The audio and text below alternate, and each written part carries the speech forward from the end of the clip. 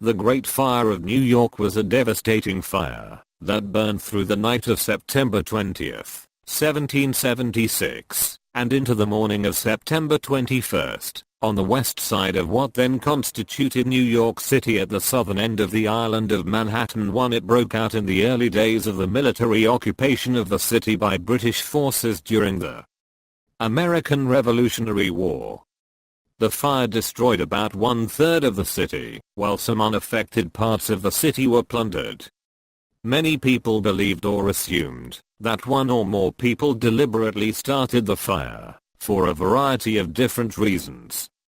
British leaders accused revolutionaries acting within the city and state, and many residents assumed that one side or the other had started it.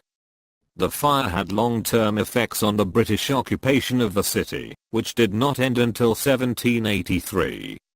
Fire. According to the eyewitness account of John Joseph Henry, an American prisoner aboard the HMS Pearl, the fire began in the Fighting Cock's Tavern, near Whitehall Slip 16. Abetted by dry weather and strong winds, the flames spread north and west, moving rapidly among tightly packed homes and businesses.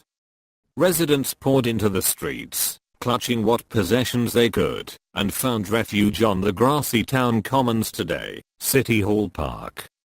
The fire crossed Broadway near Beaver Street, and then burned most of the city between Broadway and the Hudson River. The fire raged into the daylight hours, and was stopped by changes in wind direction as much as by the actions of some of the citizenry and British Marines sent, according to Henry, in aid of the inhabitants.